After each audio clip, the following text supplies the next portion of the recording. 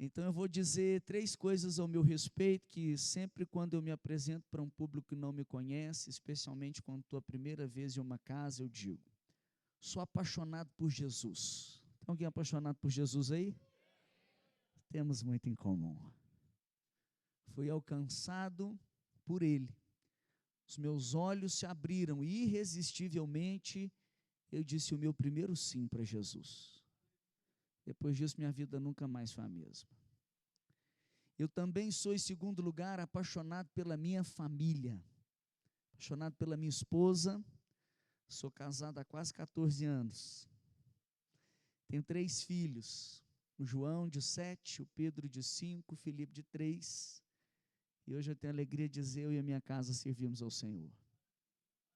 Deus abençoe o seu casamento, Deus abençoe a sua paternidade, maternidade, a sua casa, a sua família, que você possa se levantar como uma bênção para abençoar todas as famílias da terra.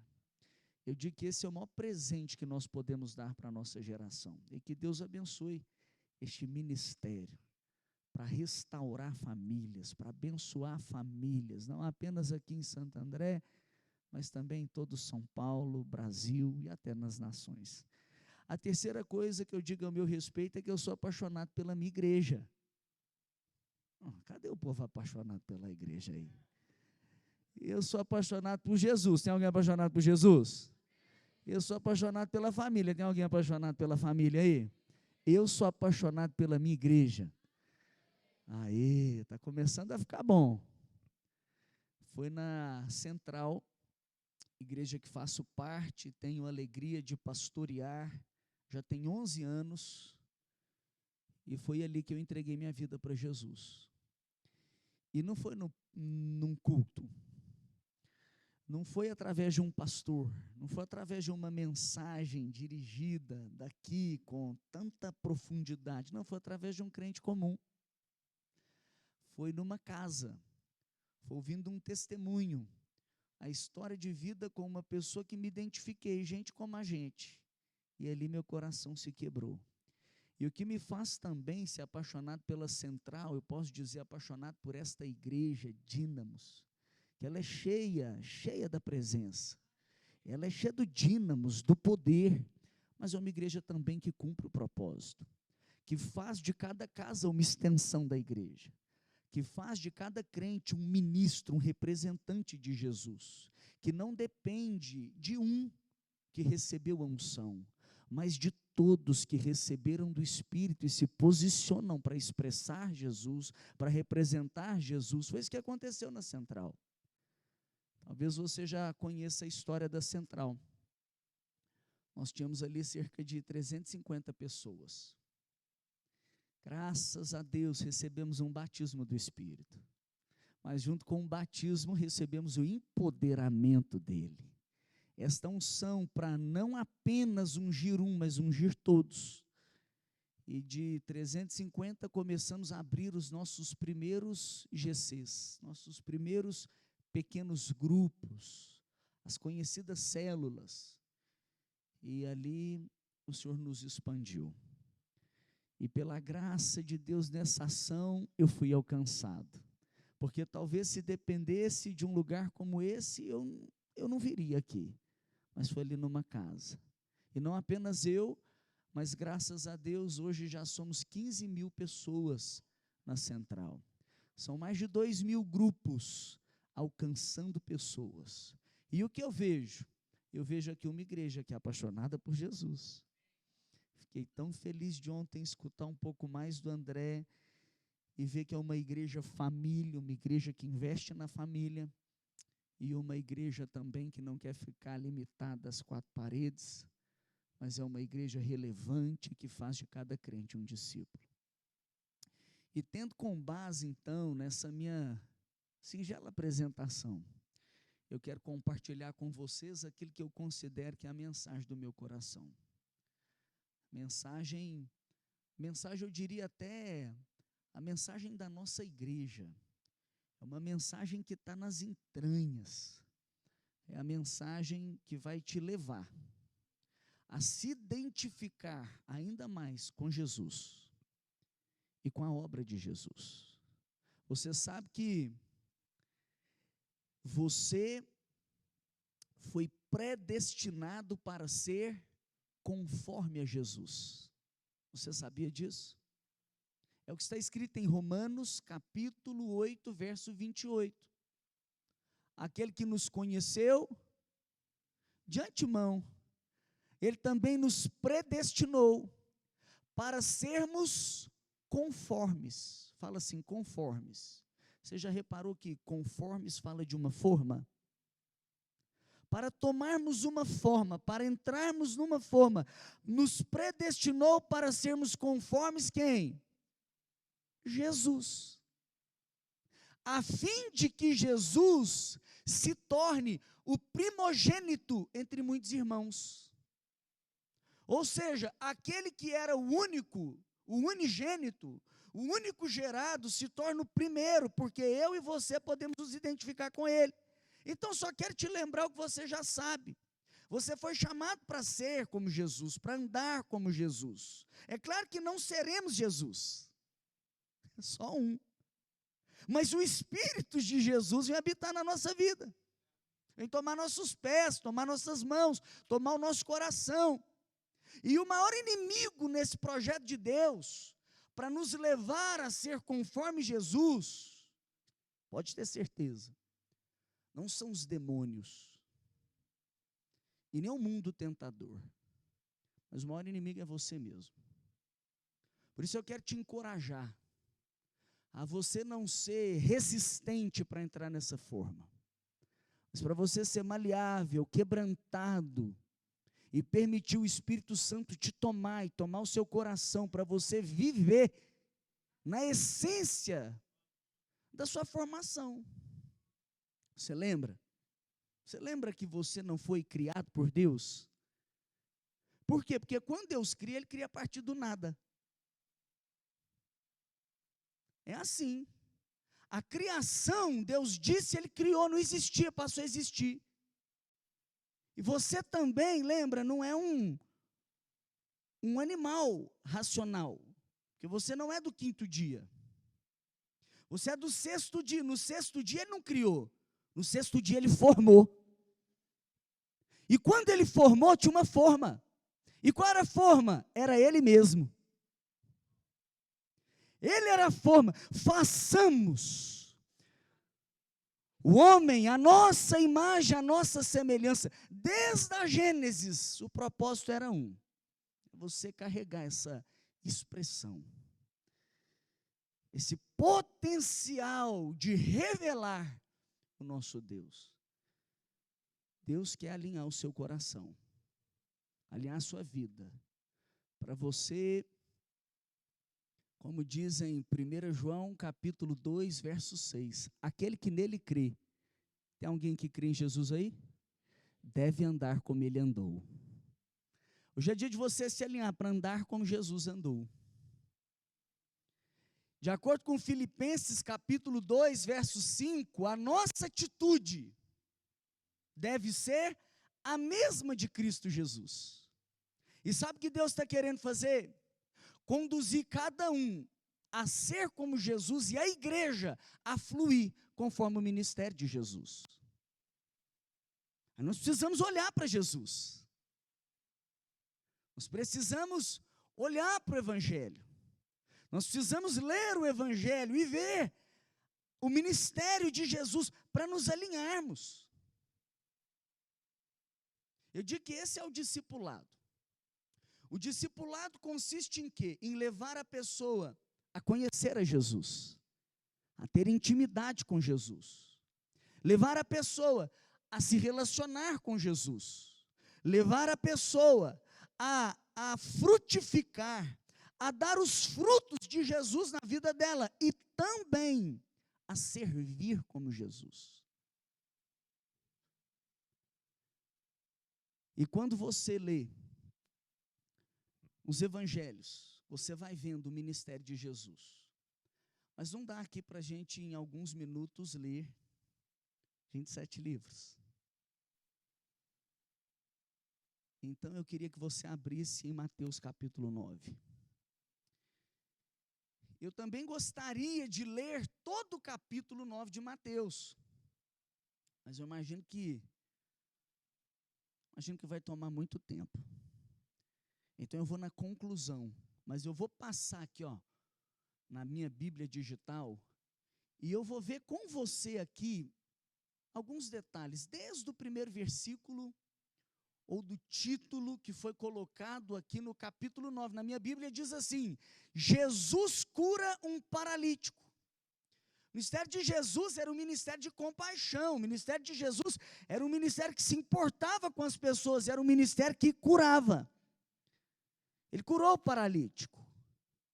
É interessante que ele entra num barco, ele atravessa o mar, e ele foi lá para a sua cidade. A ideia é que Jesus, ele quer ter encontro com pessoas. E, meu amigo, às vezes ele atravessa o mar, a fúria do mar, a tempestade, para encontrar com alguém que aos olhos daquela cidade, aos olhos da sociedade, não merece um encontro com Jesus, mas ele ama, ele é gracioso, e ele vai lá. Depois você vê aqui Jesus chamando Mateus, considerado naquela época como um impostor, um cobrador de impostos, um publicano pecador. E Jesus não apenas chama para andar com ele, como lá na casa dele, come com os publicanos e pecadores. Você vê Jesus aqui em Mateus capítulo 9, demonstrando o seu poder sobre a doença e sobre a morte. Curou uma pessoa importante, ou a filha de Jairo, mas curou também uma mulher. Ele vai atender o pedido de um homem, e ele atende o pedido de uma mulher. Ele vai curar uma mulher que sofria 12 anos, e ele vai ressuscitar uma menina que tinha 12. Ele cura 2 cegos e um mudo, expulsa o demônio que estava perturbando a vida daquele homem. Ou seja, ele opera libertação, ele opera cura, é um ministério ativo. Diga assim, o ministério de Jesus é um ministério ativo. E aqui no final, eu vou ler com você a partir do verso 35, vamos lá? Mateus 9, 35, eu vou ler na NVI, Nova Versão Internacional. E quero extrair aqui com vocês alguns princípios importantes para nós andarmos como Jesus, nos movermos como Jesus, nos identificarmos com Jesus e sermos uma igreja alinhada ao ministério de Jesus. E aqui diz assim: Jesus ia passando por todas as cidades e povoados. Diz assim, Jesus ia passando. O que significa? Isso significa que Jesus não ficava parado. Jesus, ele não ficava esperando as pessoas virem até ele. Jesus, ele não estava ali assentado e tinha uma fila e cada hora chegava um. Não, Jesus, ele ia ao encontro das pessoas. Jesus, ele se movia. E eu digo que um dos grandes problemas da pandemia, sabe qual é? Sabe qual foi? É porque era para ter um distanciamento social, mas se tornou muitas vezes um isolamento social, onde cada um passou a olhar para si, para os seus problemas, para as suas questões, e são tantos que eu acabo ficando indiferente aos outros para ver aquilo que eu preciso. Mas Jesus se movia. E eu quero te encorajar a você se mover. Nesse tempo e nessa nova estação que está sendo inaugurado na Dínamos, vai ser tempo de você movimentar. Tem gente que não entende, porque a vida está meio parada. Consequentemente, aliás, a vida está meio zicada. Anda meio dengoso. Por quê? Porque assim, água parada dá zika, dengue, chikungunya.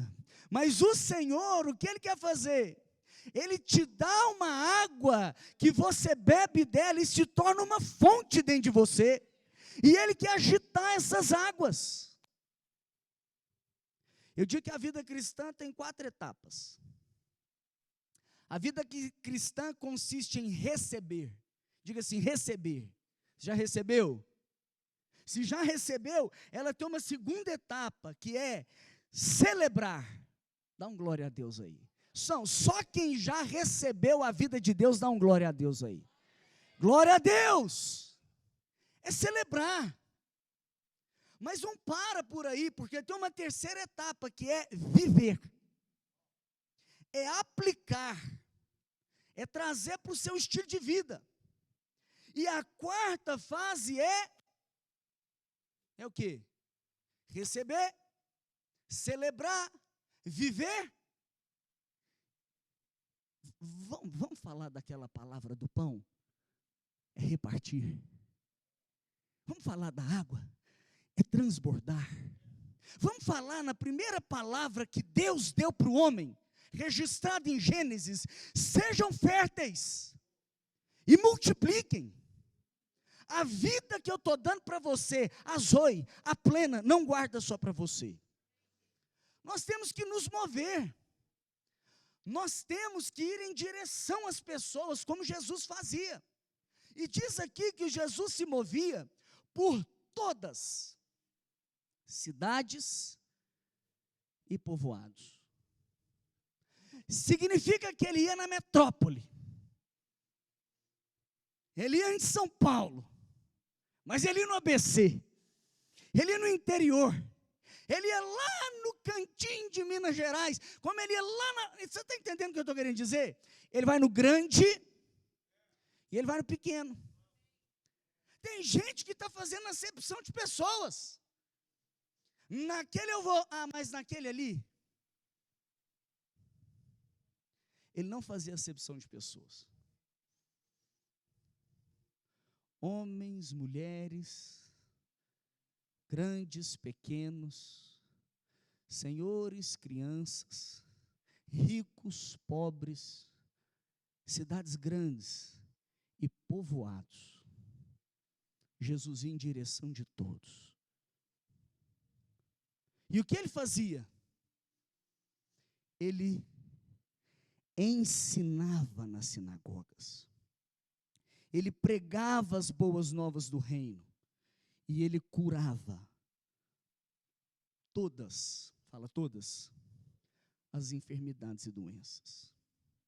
Diga assim: ensinava, pregava e curava. Você precisa sentar e aprender.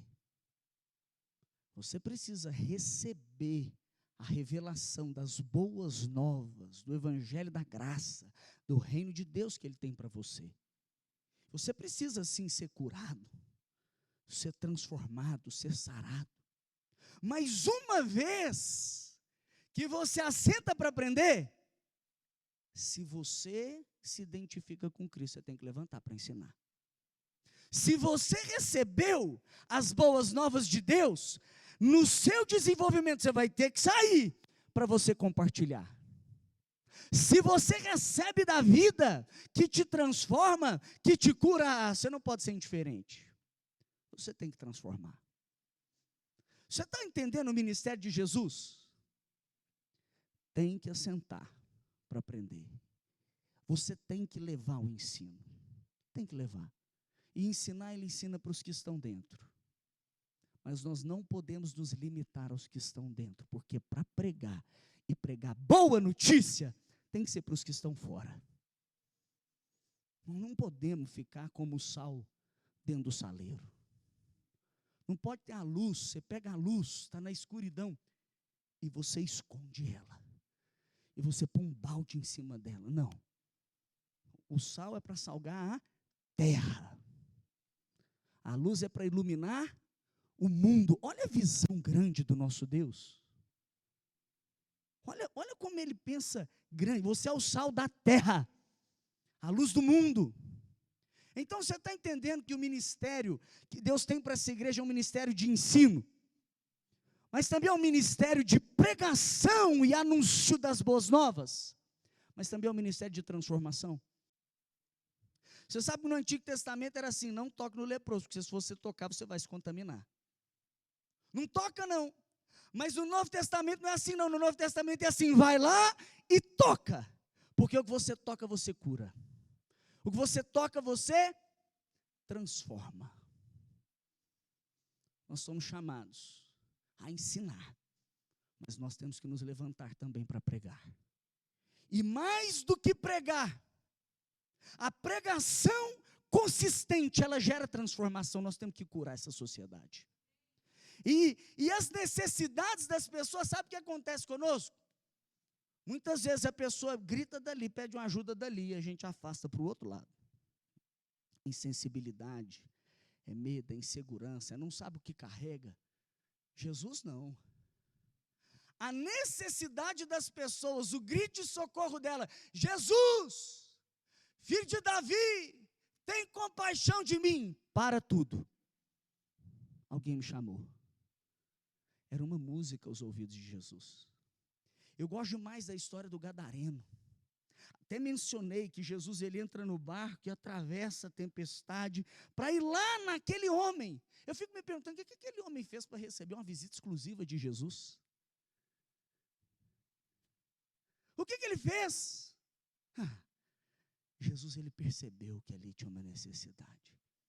E porque ele é amor e movido por compaixão, não é o que ele fez, é quem ele é. E porque ele ama e é amor, ele vai lá. Pelo seu amor, por sua graça, porque ele tem um poder libertador e transformador. Você está entendendo? O diabo pode até ter um poder real, mas o poder de Jesus é surreal. E está dentro de você. Para ensinar, para pregar e para transformar. Por isso nós precisamos ser uma igreja que se move. Nós precisamos ser um povo e uma igreja que se importa com grandes e pequenos. Nós precisamos ser uma igreja que ensina, mas também uma igreja que vai para os que estão de fora e anuncia as boas novas. Nós precisamos ser uma igreja que não se intimida diante dos problemas da sociedade, mas quando vê, vai lá e toca e transforma. Como é que Jesus fazia isso? No meio do seu corpo. Ele andava, ele se movia, ele se importava, ele tocava, ele pregava. Era ele, mas ele falou: ei, é para o bem de vocês que eu vou. Porque se eu não for, aquele que é igualdade comigo não virá. E quando ele vier, aí ele vai te tomar. Aí o meu corpo vai se multiplicar. Você está entendendo que Jesus continua fazendo da mesma forma que ele fazia antes? Ele fazia pelo corpo dele, ele continua fazendo. E ele faz por meio do seu corpo. E o corpo de Cristo precisa ser ativado. Os pés precisam entrar em movimento. A boca precisa abrir para testemunhar e para pregar. A mão precisa levantar para tocar. Com compaixão, ir diante do necessitado, se importar. Tocar nos problemas, resolver os problemas, curar as pessoas. E a nossa sociedade tão necessitada. E o texto continua. Verso 36. Diz assim: ao ver as multidões, ele teve compaixão delas, porque estavam aflitas e desamparadas, como ovelhas sem pastor. O que Jesus fez? Ele se moveu, mas o que ele fez também?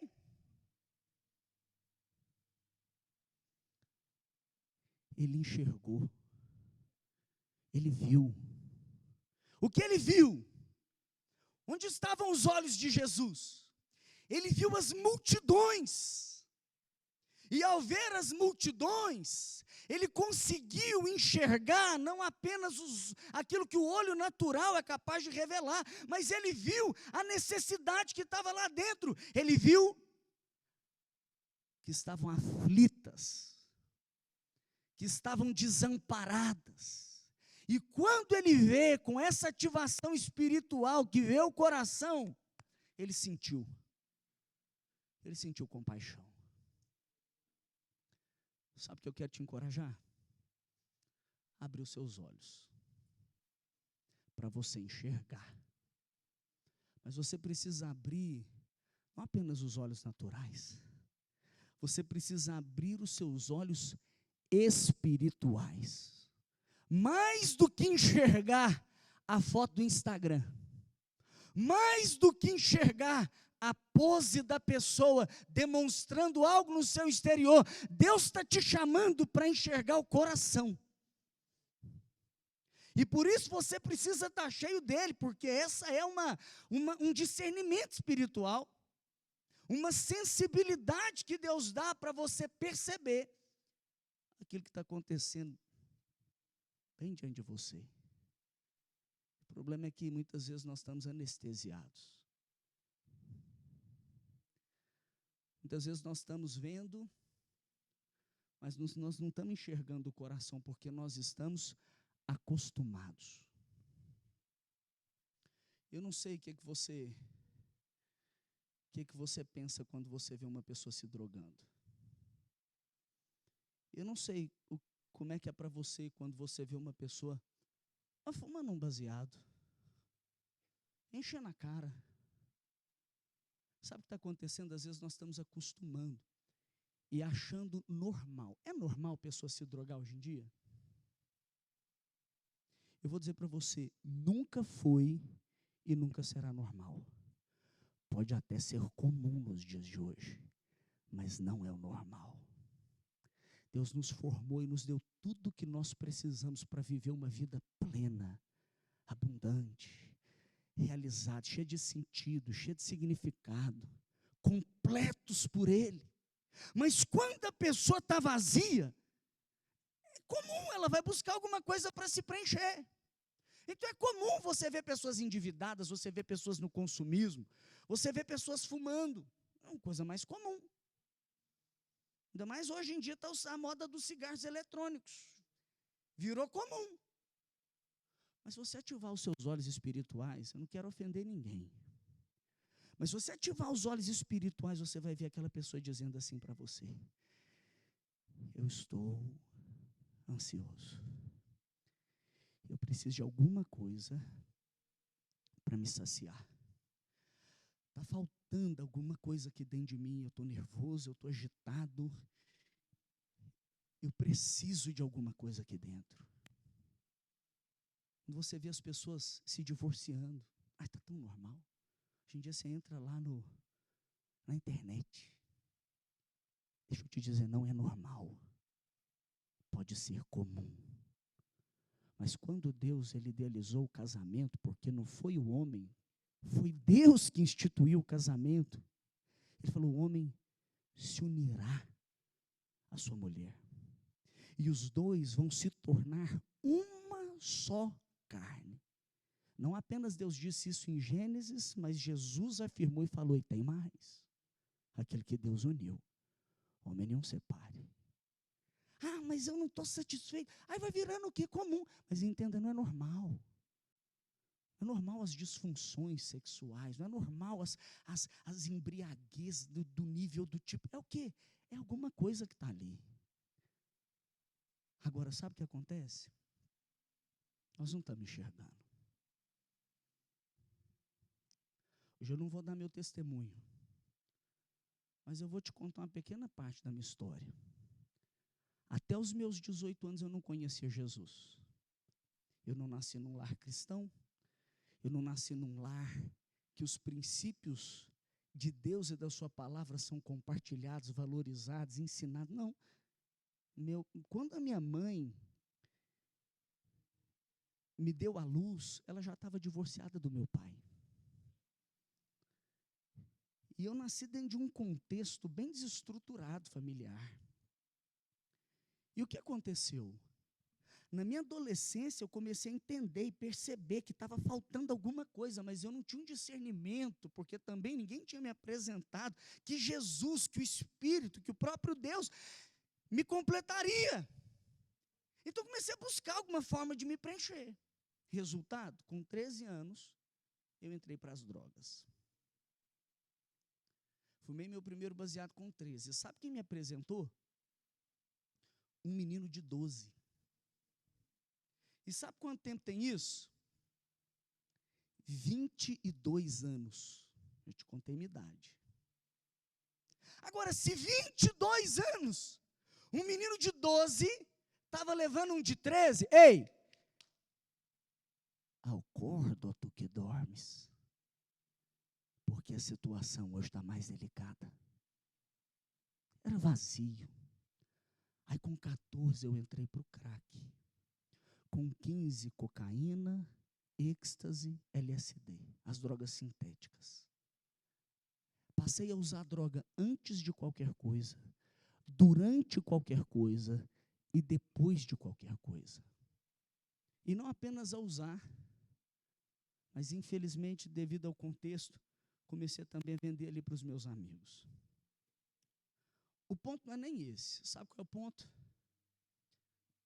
Até os meus 18 anos, quando eu já tinha, infelizmente, tido overdose e tantos outros constrangimentos familiares envolvendo juizado de menor e polícia, problemas que uma vida sem Deus acaba gerando,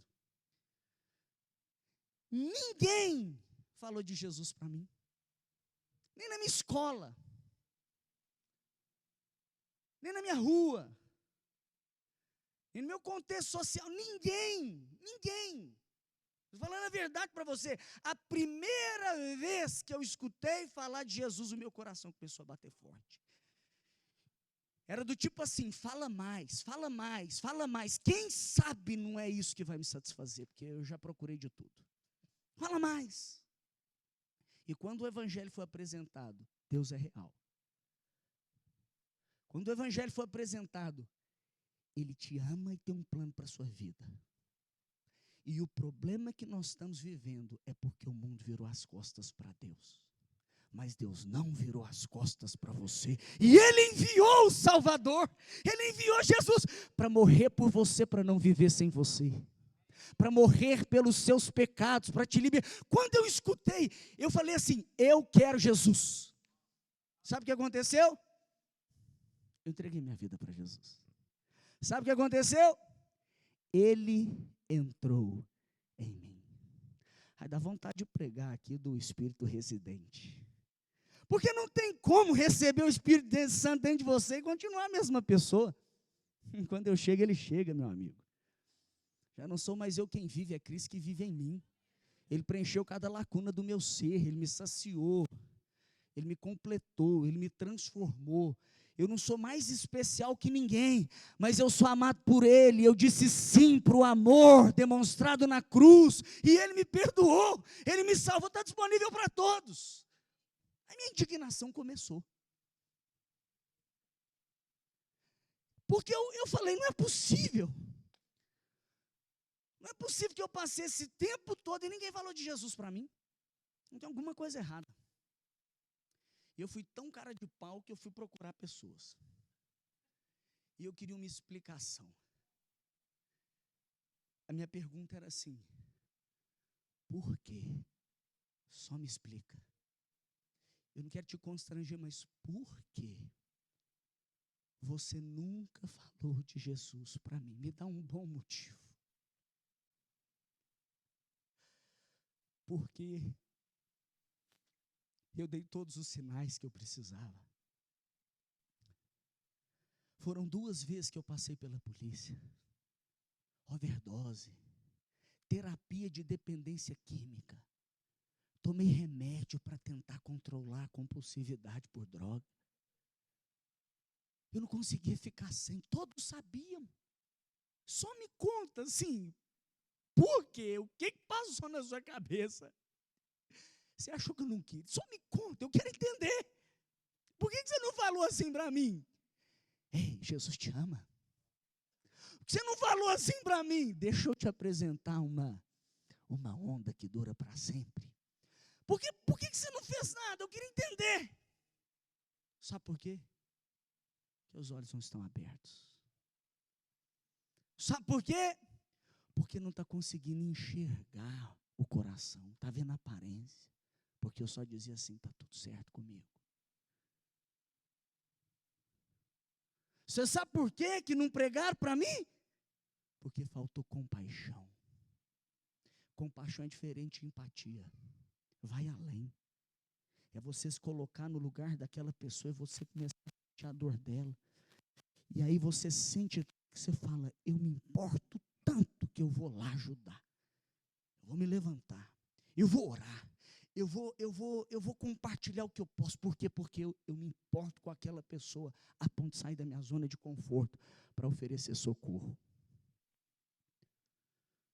Jesus, ele viu as multidões. Eu gosto dessa parte, multidões. Você tem que mudar sua mentalidade pequena. A mentalidade de Deus é tão grande que a menor visão dele é uma cidade. Você vai receber poder para ser testemunha em Jerusalém, Judéia, Samaria, até os confins da terra. E eu gosto de pensar nessa multidão porque me incluiu. Eu não fiquei de fora. É o nosso Deus que deseja, de acordo com 1 Timóteo capítulo 2, verso 4, que todos sejam salvos. De acordo com 2 de Pedro capítulo 3, verso 9, ele não demora como pensam alguns. Ele é tão compassivo que ele é paciente. E ele não quer que nenhum se perca, mas que todos se arrependam. Amplie a sua visão. O Dênio, com muito carinho, virou e falou: Léo, eu estou pensando assim, sabe? Ia ser tão bom se nos próximos 7 anos, lá na Dínamo São Paulo, a gente tivesse 1.500 pessoas. Eu olhei para ele, mas assim, sem diminuir, eu comecei a rir. Eu falei: não, Dênio, 1.500 em 7 anos, aumenta essa visão. Por quê? Porque tem muitos Léos lá fora. Quantos divórcios? Quantos dependentes químicos? Quantas pessoas envolvidas no dinheiro, mas pobres por dentro, pobres na sua alma, desesperados, deprimidos, aflitos. Se o povo se levantar, mas se o povo acordar, mas se você ativar o Espírito de Cristo que está dentro de você, você não vai ficar parado, você vai se mover, você vai ver. Você tem que ver o que está acontecendo na sua família, você vê o que está acontecendo nos seus familiares, você tem que ver o que está acontecendo na sua vizinhança, nos seus prédios, no seu prédio, você tem que ver o que está acontecendo no clube, no seu condomínio, onde você... Abram os olhos e vejam. Começa com visão, mas depois tem que vir aqui para o coração, e você sentir compaixão. Para de julgar, começa a importar, para de criticar. Olha para as pessoas, olha para a sua família, olha para os que trabalham com você. Começa a enxergar e começa a sentir que o perdido está verdadeiramente perdido. Pois aquele que crê e for batizado será salvo. Mas quem não crê já está condenado. E como? Como eles vão crer se eles nada ouviram?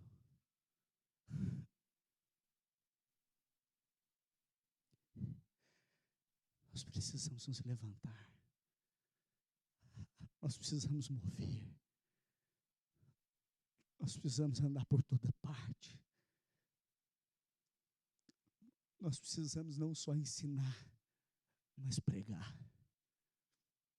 Anunciar as boas novas.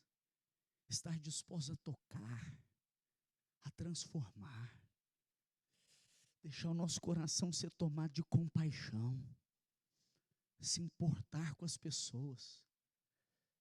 E quando Jesus vê essa multidão, ele sente compaixão, você sabe o que ele faz? Diz a palavra que ele virou para os seus discípulos, no verso 37. E ele disse aos seus discípulos: a colheita é grande, meus amados. São muitos necessitados. São muitos desamparados. É tão limitado fazer sozinho. Mas a obra é do Pai. Então vão pedir para o papai. Vão pedir para o papai. Papai. Papai. Envia trabalhadores, Pai. Para abrir os olhos. Para enxergar a necessidade. Para andar por toda parte. Para ser suas mãos, Pai. Oh, Pai. Envia trabalhadores, Pai.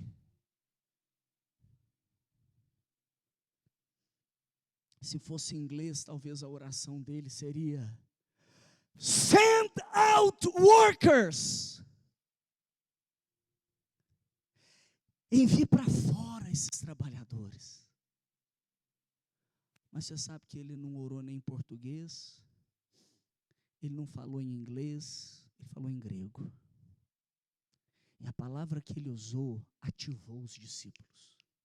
Depois você tem que ler o capítulo 10, porque eles foram enviados. Eles foram. E a palavra que ele usou foi: equibalo trabalhadores. Você tem que entender o que é equibalo.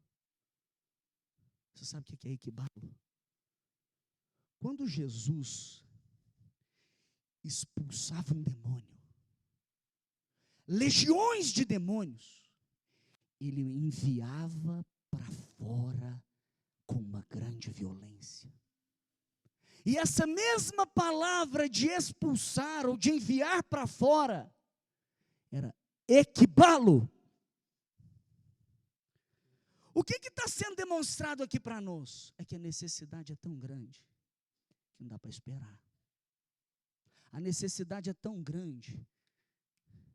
Papai, precisa ser aquele envio com violência. Isso fala para mim, sabe de quê? De urgência. Urgência. Eu não sei se você está entendendo. Mas ali é uma oração. Nós devemos orar, nós devemos orar. Mas nesse caso aqui, mais do que orar, nós precisamos ser a resposta da oração. Nós precisamos nos levantar para ser esses trabalhadores.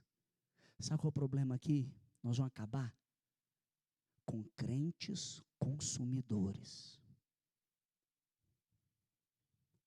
Porque então é não crente. Aí pode vir para receber. Mas virou um crente. Aí tudo muda. Porque você já recebeu dentro de você.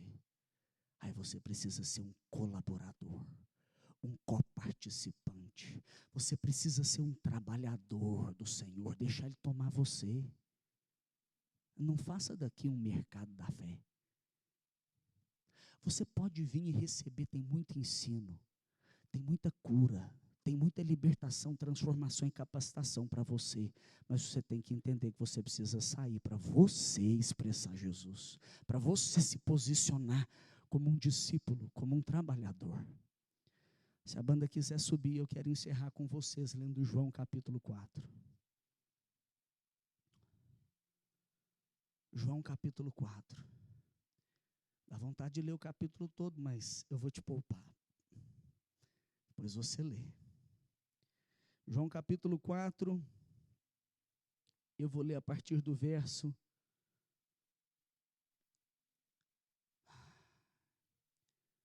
31. João capítulo 4, Jesus, ele estava saindo da Judéia e ele está vindo para Galileia. Mas indo da Judéia para Galileia, ele para em Samaria. Não deveria nem parar, porque os judeus não davam bem com os samaritanos, mas ele para. Por quê? Porque ele tem uma missão para cumprir. E ele mesmo, quando nos enviou, ele disse: ide. É o que está escrito na nossa Bíblia, mas no original é indo. Indo. Então não é lá na Judéia, não é lá na Galileia, mas é indo, e às vezes é necessário parar em Samaria. A Bíblia diz: era necessário parar em Samaria, e ele para. Os discípulos ainda não tinham sido ativados. E logo no começo do texto eles saem para comprar pão. Porque Jesus vai parar num poço. E eles falam, então vão beber e vamos comer. E eles foram comprar o pão. Só que ali naquele poço, Jesus estava ali se revelando para aquela mulher. Era uma mulher que tinha ido beber água naquele poço na hora mais quente do dia. Porque ela se considerava excluída. Ninguém ia naquela hora, mas ela tinha que ir naquela hora. Para não ser discriminada. E Jesus não apenas para em Samaria, como ele conversa com aquela mulher e que era excluída das pessoas. O que faz ali? Awake. Sabe o que ele faz ali? Jesus, ali com aquela mulher, ele vai satisfazer a grande necessidade dela. Ele se revela para ela. Eu vou encurtar a história. Quando ela tem a revelação, aquela mulher ainda em processo de libertação, ela larga o cântaro dela lá, e ela fala, eu vou lá na cidade, e eu preciso chamar a cidade para ver o Senhor. Jesus, enquanto foi beber água, ele não apenas ganhou uma mulher que era discriminada, mas que alcançou uma cidade inteira. Aí chegaram os discípulos com os pães nas mãos. Mestre, nós trouxemos comida. Mestre, come alguma coisa. Sabe o que Jesus respondeu?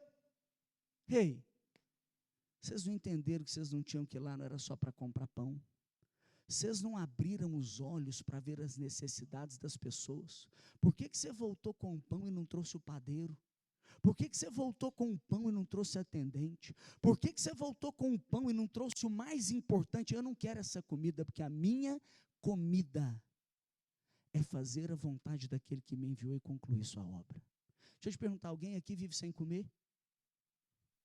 Aquele que é necessário, aquele que é vital, aquele que é importante, aquele que é primordial, é cumprir a missão do Senhor. E ele vira para os discípulos e diz assim, vamos ler, eu estou vendo que está aqui atrás. Enquanto isso, os discípulos insistiam com ele, mestre, come alguma coisa, mas ele disse, tem algo para comer que vocês não conhecem.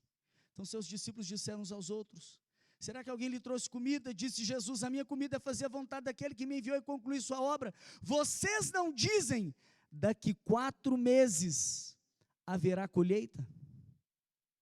Eu, porém, vos digo, abram os olhos e vejam os campos, eles já estão maduros para a colheita. Ei, não é daqui 4 meses. Não é depois que o bebê nascer. Não é depois que você casar. Não é depois que você se formar. Não é depois que a sua casa ficar pronta. Não é depois de 4 meses. Você precisa entender que eu estou chamando você para se posicionar no meu lugar, para você se mover, para você se importar, para você abrir os seus olhos e enxergar que nós estamos diante da maior colheita da história. Abram os olhos e veja a sua família, abra os olhos e veja os seus colegas de trabalho, abra os olhos e veja os necessitados, abra os olhos e veja aqueles que caminham com você, abra os olhos e vejam os campos, eles já estão maduros para a colheita. Eles já estão maduros. Se o campo está maduro, você só tem 2 alternativas. Se está maduro, ou você vai ficar sentado, e diante dos seus olhos, pensa naquela banana madurinha lá, diante dos seus olhos você vai assistir ela perecer. Diante dos seus olhos a sua família vai perecer. Não, diante dos seus olhos as pessoas, ou você vai assistir a colheita se perder, ou você vai se levantar, e vai se juntar alguns que já se posicionaram, e vai arregaçar suas mangas, para você colher, para você, e sabe o que determina a colheita? Porque pessoas já se posicionaram para colher, o que determina a colheita é a quantidade de trabalhadores. Chega de ser um consumidor, Chega de ficar parado. Chega de ficar sentado. Chega de olhar só o exterior. Chega de indiferença. Chega de negligência. Chega de desobediência. A maior ordem que já foi dada. Jesus, ele juntou os seus e disse: vão e preguem o evangelho. Vão e façam discípulos. Vão e os batizem. Vão e ensine-os a obedecer. E fica tranquilo que eu estarei com você todos os dias. Ei, Deus está chamando você para se posicionar. Se você quer abrir os seus olhos, vai, fica de pé. Fica de pé, põe a mão nos seus olhos e diz: abre os meus olhos, eu quero ver as multidões. Eu quero ver as pessoas. Agora põe a mão no seu coração e diga: eu quero sentir. Eu quero sentir aquilo que move o seu coração. Eu quero sentir compaixão. O Senhor se compadeceu tanto que Ele se esvaziou. Ele desceu do trono. Às vezes você vai ter que descer. Às vezes você vai ter que se esvaziar de você mesmo. Diga: papai, me dá compaixão. Me dá compaixão. Mas você também precisa orar, se importando com as pessoas e se posicionar. Se posiciona, vai pôr um pé firme assim e diga: eu sou um trabalhador do Senhor. O Senhor clamou, o Senhor pediu, envia-me a mim. Envia-me a mim. Eis-me aqui, Senhor. Não daqui 4 meses, não mês que vem, e nem amanhã. Hoje é dia. Hoje é dia de você se posicionar. Quando eu entendi, eu mandei mensagem para todos da minha família. Eu escrevi carta. Eu preguei para todos. Eu preguei para todos no meu trabalho. Eu preguei para aquele que me aplicou na droga. Eu preguei para aqueles que eu apliquei na droga. Eu falei: eu não vou deixar nenhum de fora. Chega de indiferença. Chega. Primeira coisa, em nome de Jesus, deixa Ele tomar o seu coração. Mas deixa Ele falar para você também aquilo que você deve fazer. Vai, levanta as suas mãos. Papai, vem. Vem com batismo de compaixão. Vem conduzir a Dínamos nessa nova estação. Uma estação de compaixão. Uma estação de mover. Uma estação de se importar. Uma estação de não reter, mas de compartilhar. Uma estação de grande alcance, de grande colheita, porque todos se levantam. Todos se posicionam. Todos respondem ao amor. Ele pergunta: tu me amas? Ei, tu me amas? Diga para ele: tu me amas? Jesus te pergunta. Pois ele diz: apacenta as minhas ovelhas. Vão e pregue o evangelho. Vem, Senhor, e opera o equibalo da Dínamos. Vem, Senhor, e opera um grande envio, com grande violência, para a maior colheita da história, em nome de Jesus. Adore ao Senhor.